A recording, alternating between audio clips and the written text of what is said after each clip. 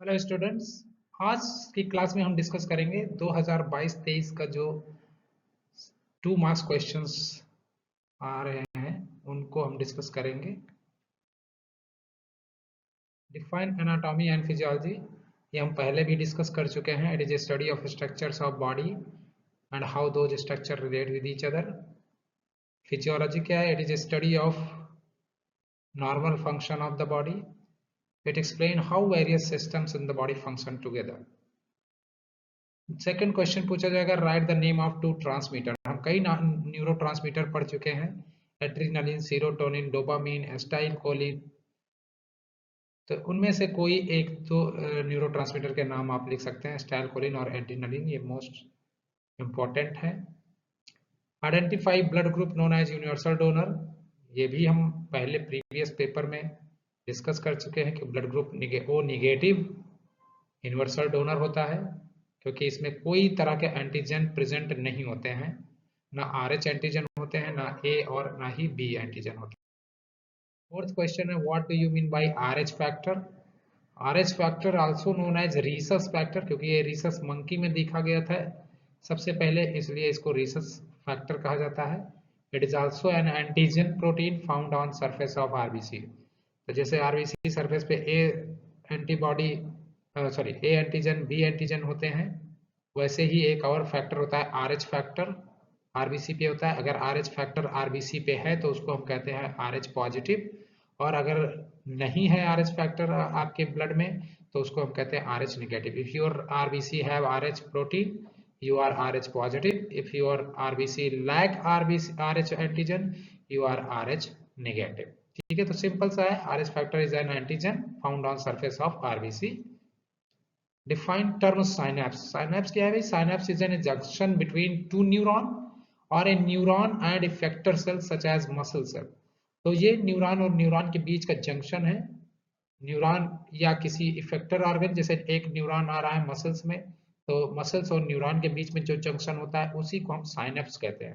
ठीक है, तो ये दो न्यूरॉन के बीच में भी होता है और न्यूरॉन और इफेक्टर सेल के बीच में भी हो सकता है। Synapse is form between pre synaptic and post synaptic neuron. जहां जंक्शन होता है, जो साइनेप्स होता है, साइनेप्स के पहले वाले न्यूरॉन को हम प्री साइनेप्टिक कहते हैं और साइनेप्स के बाद वाले को हम कहते हैं post synaptic neuron.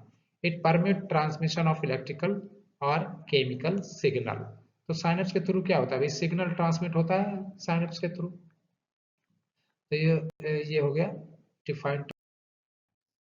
Next question है, write main function of lymphatic system. ये भी हम डिस्कस कर चुके हैं। Lymphatic system is responsible for returning tissue fluid to the blood.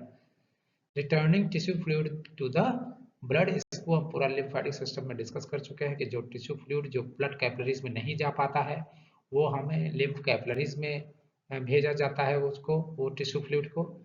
तो जो लॉस हो रहा था उसको ये कंपनसेट करता है। इट एब्जॉर्बिंग फैट और fat soluble vitamin from digestive tract.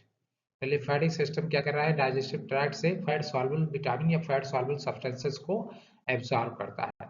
तीसरा मेन फंक्शन क्या है? It plays crucial role in immune system by producing and circulating immune cells. यानी इम्यून सेल्स क्या होते हैं? लिम्फोसाइट्स। ये लिम्फोसाइट लिम्फेटिक सिस्टम क्या होते हैं भाई? लिम्फोसाइट्स यहाँ पे होते हैं और वो इम्यून सिस्टम में हेल्प करते हैं।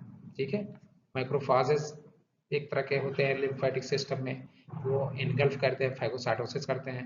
इनके अंदर लिम्फोसाइट्स होते हैं जो एंटीजेंस को, एंटीबॉडी प्रोड्यूस करके एंटीजन को न्यूट्रलाइज करते हैं। तो ये मेन फंक्शन हुआ, इम्यून सिस्टम में हेल्प करते हैं और जो टिश्यू फ्लूइड को रिटर्न करते हैं ब्लड को। Pigment present in rods and cones, ये ऑलरेडी हम डिस्कस करते हैं। Rods contain rhodopsin while cones contain iodopsin. Bones present in ear, 3 bones in middle ear are called malleus, incus, stapes. ये पहले भी पेपर में। Define cardiac output. Cardiac output क्या है? Cardiac output is amount of blood pumped by ventricle in 1 minute. Cardiac output is equal to stroke volume into pulse rate. तो ये cardiac output का आप फार्मूला भी लिख देते हैं कि stroke volume into pulse rate, और उनकी नॉर्मल रीडिंग लिख सकते हैं। जैसे स्ट्रोक वॉल्यूम क्या होता है कि एक बीट में, जब एक हार्ट बीट करता है तो 70 ml उसमें से ब्लड निकलता है। और 1 मिनट में कितनी बार पल्स आता है भाई? पल्स रेट कितना होता है? 72 मिनट 72 बीट पर मिनट होता है। तो एवरेज रेस्टिंग कार्डियक आउटपुट क्या हो जाएगा 5 to 6 लीटर। अगर हम 70 को 72 से मल्टीप्लाई करेंगे तो 5 से 6 लीटर तक का कार्डियक आउटपुट आ जाएगा। स्ट्रोक वॉल्यूम कई बार पूछेगा, कई बार कार्डियक आउटपुट पूछ लेते, कई बार डिफाइन स्ट्रोक वॉल्यूम पूछ लेते हैं। तो stroke volume is amount of blood pump by ventricle in 1 beat. अगर ये किसी को 1 मिनट कर दिया तो कार्डियक आउटपुट हो गया, 1 बीट कह दिया तो स्ट्रोक वॉल्यूम हो गया। क्लियर भाई। एवरेज क्या होता है 60 to 80 ml। फिर लास्ट क्वेश्चन है write the name of power house of the cell. Power house of cell क्या है, बहुत सिंपल क्वेश्चन है भाई, माइटोकॉन्ड्रिया होते हैं। तो ये 10 क्वेश्चन है, इस तरीके से आप इसको रट डालिए भाई, डिस्कस कर डालिए, ठीक है।